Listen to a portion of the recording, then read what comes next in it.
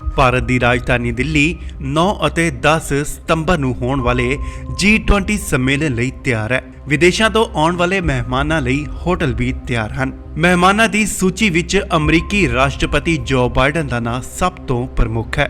ਇਸ ਦੇ ਨਾਲ ਹੀ ਏਸ਼ੀਆ, ਯੂਰਪ, ਦੱਖਣੀ ਅਮਰੀਕਾ ਅਤੇ ਅਫਰੀਕਾ ਅਤੇ ਕਈ ਦੇਸ਼ਾਂ ਦੇ ਰਾਜਮੁਖੀ ਜਾਂ ਉਹਨਾਂ ਦੇ ਨੁਮਾਇੰਦੇ ਕਾਨਫਰੰਸ ਲਈ ਸ਼ਾਮਲ ਹੋਣਗੇ।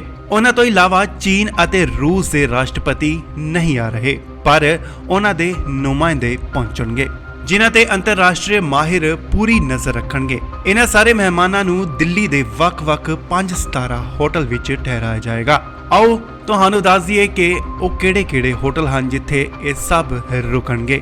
ਆਓ ਇਹਨਾਂ ਸਾਰੇ 5 ਸਿਤਾਰਾ ਹੋਟਲਾਂ ਤੇ ਨਜ਼ਰ ਮਾਰੀਏ। G20 ਸੰਮੇਲਨ 'ਚ ਸਭ ਤੋਂ ਜ਼ਿਆਦਾ ਚਰਚਾ ਅਮਰੀਕੀ ਰਾਸ਼ਟਰਪਤੀ ਜੋ ਬਾਈਡਨ ਦੀ ਆਮਦ ਦੀ ਹੈ।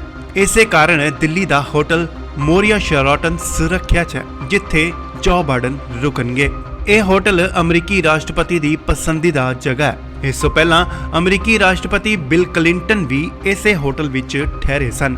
ਉਹਨਾਂ ਦੇ ਕਮਰੇ ਸਮੇਤ ਇਸ ਹੋਟਲ 'ਚ ਕੁੱਲ 400 ਕਮਰੇ ਬੁੱਕ ਕਰਵਾਏ ਗਏ ਹਨ ਅਤੇ ਹੋਟਲ ਦੀ ਹਰ ਮੰਜ਼ਿਲ ਤੇ ਅਮਰੀਕਨ ਸੀਕ੍ਰੇਟ ਸਰਵਿਸ ਦੇ ਕਮਾਂਡੋ ਤੈਨਾਤ ਰਹਿਣਗੇ।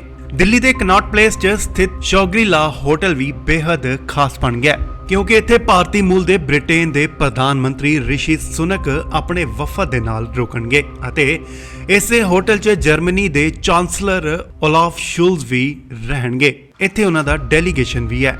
ਇਸ ਸੂਚੀ ਵਿੱਚ ਦੂਜਾ ਵੱਡਾ ਨਾਂ ਓਬਰਾਏ ਹੋਟਲ ਦਾ ਹੋਣ ਜਾ ਰਿਹਾ ਸੀ, ਕਿਉਂਕਿ ਰੂਸ ਦੇ ਰਾਸ਼ਟਰਪਤੀ ਵਲਾਦੀਮੀਰ ਪੁਤਿਨ ਇੱਥੇ ਰੁਕਣ ਵਾਲੇ ਸਨ, ਪਰ ਉਹ ਇਸ ਕਾਨਫਰੰਸ ਵਿੱਚ ਸ਼ਾਮਲ ਨਹੀਂ ਹੋ ਸਕਣਗੇ ਅਤੇ ਉਹਨਾਂ ਦੀ ਮੌਜੂਦਗੀ ਰੂਸ ਦੇ ਵਿਦੇਸ਼ ਮੰਤਰੀ ਸਰਗੇਈ ਲਾਵਰੋ ਰੁਕਣਗੇ। ਅਤੇ ਇਸ ਦੇ ਨਾਲ ਹੀ ਓਬਰਾਏ ਹੋਟਲ ਦੇ ਵਿੱਚ ਤੁਰਕੀ ਦੇ ਰਾਸ਼ਟਰਪਤੀ ਤਾਇਨ ਏਰਦੋਗਨ ਵੀ ਆਪਣੇ ਤੁਰਕੀ ਵਫਦ ਦੇ ਨਾਲ ਇਸ ਹੋਟਲ ਦੇ ਵਿੱਚ ਰੁਕਣਗੇ। ਜੇਕਰ ਹੋਟਲ ਤਾਜ ਦੀ ਗੱਲ ਕਰੀਏ ਤਾਂ ਇੱਥੇ ਪਹਿਲਾਂ ਚੀਨ ਦੇ ਰਾਸ਼ਟਰਪਤੀ ਸ਼੍ਰੀ ਜਿਨਪਿੰਗ ਲਈ ਬੁੱਕ ਕੀਤਾ ਗਿਆ ਸੀ, ਪਰ ਚੀਨ ਦੇ ਵਿਦੇਸ਼ ਮੰਤਰਾਲੇ ਨੇ ਇਸ ਗੱਲ ਦੀ ਪੁਸ਼ਟੀ ਕੀਤੀ ਹੈ ਕਿ ਜਿਨਪਿੰਗ ਇਸ ਕਾਨਫਰੰਸ ਦੇ ਵਿੱਚ ਸ਼ਾਮਲ ਨਹੀਂ ਹੋਣਗੇ। ਹੁਣ ਚੀਨ ਦੇ ਵਿਦੇਸ਼ ਮੰਤਰੀ ਲੀ ਕਿਓਂਗ ਇਸ ਹੋਟਲ ਦੇ ਵਿੱਚ ਰੁਕਣਗੇ। ਇਸ ਦੇ ਨਾਲ ਬ੍ਰਾਜ਼ੀਲ ਦਾ ਵਫਦ ਵੀ ਤਾਜ ਹੋਟਲ ਦੇ ਵਿੱਚ ਰੁਕੇਗਾ।